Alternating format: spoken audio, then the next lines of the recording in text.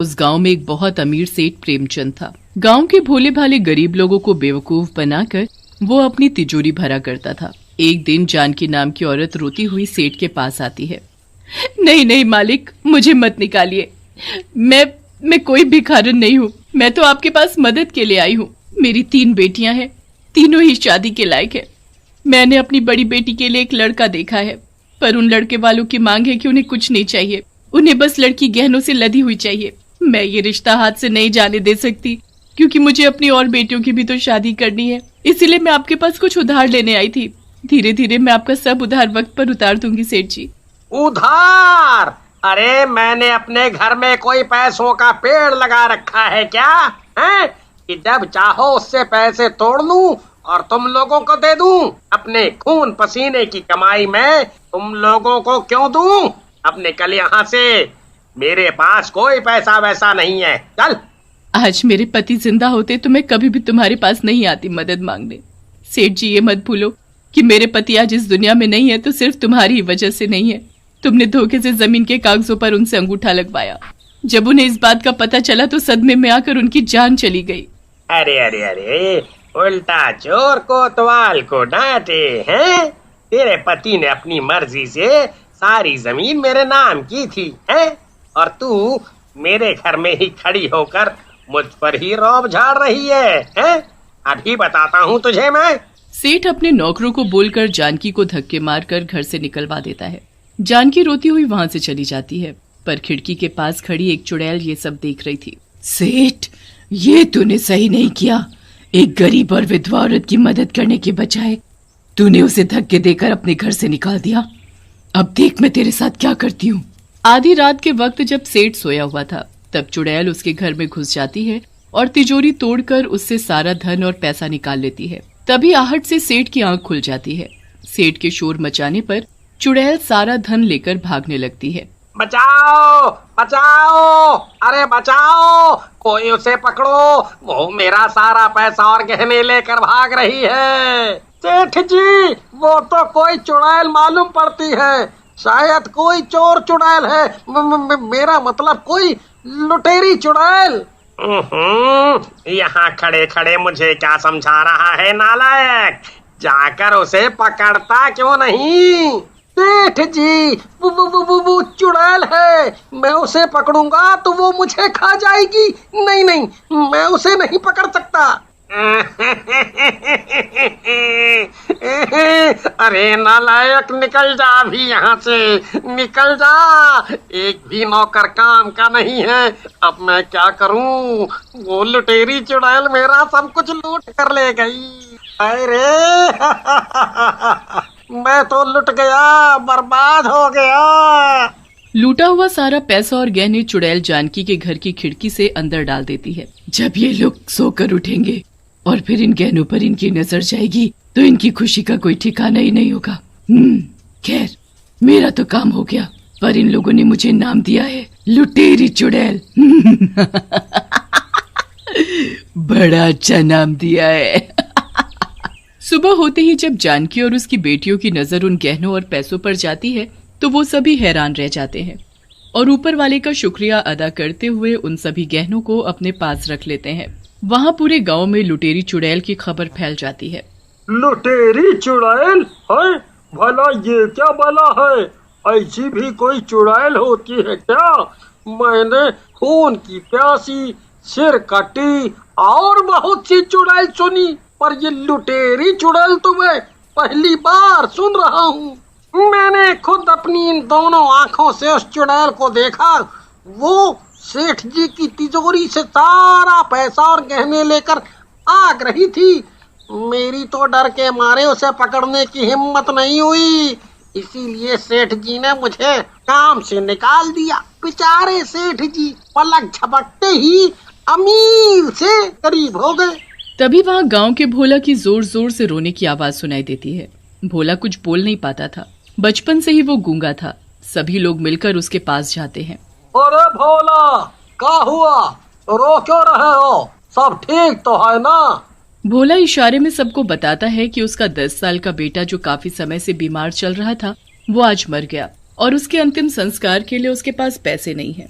भोला हाथ जोड़कर सबसे विनती करता है और अंतिम संस्कार के लिए पैसे मांगता है, पर सभी उसे पैसे दिए बिना ही वहां से चले जाते हैं। किसी ने भी हमारी मदद नहीं की, अब मेरे बेटे का अंतिम संस्कार कैसे होगा? हे ऊपर वाले, मेरी मदद कर हमारी। तभी वहां चुड़ैल आ जाती है। चुड़ैल को देख दोनों डरने लगते हैं। मुझसे डरने और घबराने की कोई जरूरत नहीं, मैं तुम्हें कुछ नहीं करूंगी। मुझे तो इन लोगों पर बहुत गुस्सा आता है। सब कुछ सामने होते हुए भी ये लोग मुंह मोड़ कर कैसे जा सकते हैं? अगर चाहते तो सब मिलकर तुम्हारी मदद आराम से कर सकते थे, पर नहीं की। तभी भोला चुड़ैल से हाथों का इशारा करते हुए सब बताता है। चुड़ैल गुस्से में सुखदेव के घर घुस जाती है।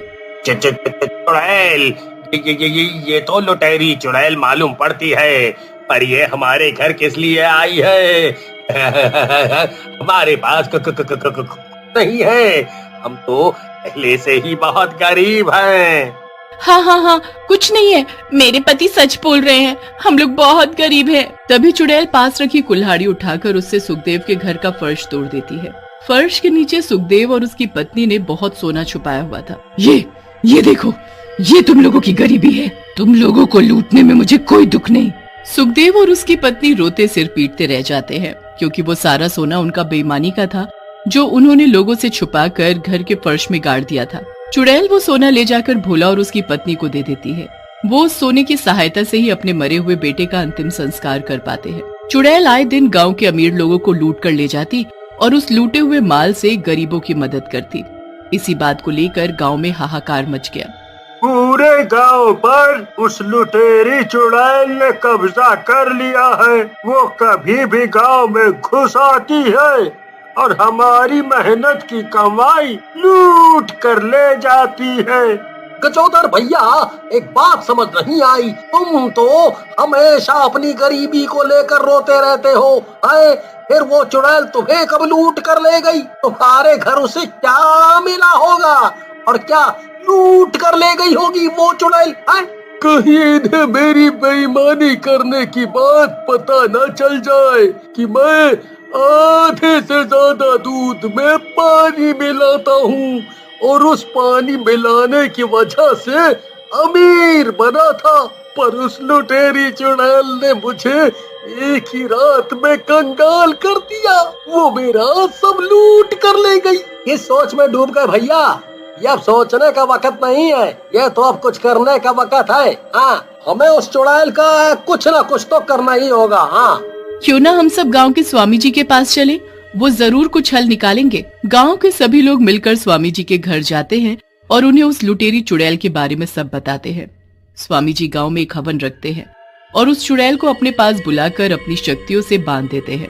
छोड़ मुझे जाने दे, तुमने मुझे इन शक्तियों में बांध कर अच्छा नहीं किया। शायद तुम भूल गए कि मैं एक चुड़ैल हूँ, मुझे मारना इतना आसान नहीं है। इस गांव में लूटपाट मचाना बंद करो और निकल जाओ इस गांव से। ये स्वामी जी तो चुड़ैल को और गुस्सा दिला रहे हैं। चुपचाप अपना मुंह बंद करके देखते रहो, अगर उस चुड़ैल ने कुछ सुन लिया तो अगला घर हमारा होगा। बड़ी मुश्किल से 4 पैसे जोड़कर उन्हें छुपा कर रखे हैं मैंने। चुड़ैल की शक्तियों के आगे स्वामी जी की शक्ति हल्की पड़ जाती है और चुड़ैल आजाद हो जाती है। गांव के जिन लोगों ने बेईमानी से दौलत इकट्ठा की हुई थी, उन सभी के घर से वो सारी दौलत चुड़ैल गांव के बीचों बीच लाकर रख देती है। अरे ओ भगवान, वो देखो, उन गहनों में हमारे गहने भी शामिल हैं। इस लुटेरी चुड़ैल ने हमें भी लूट लिया। अरे सालों से जो छुपाया था वो सब ये निकाल लाई। हाय रे हाय। स्वामी जी, देखा ना आपने, ये चुड़ैल हमारे घरों को कैसे लूट कर ले जाती है, सब आपके सामने है।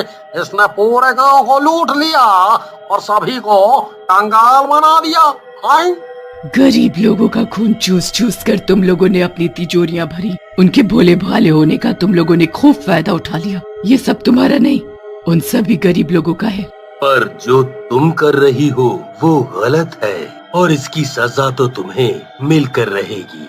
स्वामी जी जैसे ही उसे भस्म करने के लिए हाथ ऊपर उठाते हैं, तभी वहाँ वो सब लोग आ जाते हैं जिनकी मदद उस चुड़ैल ने की थी।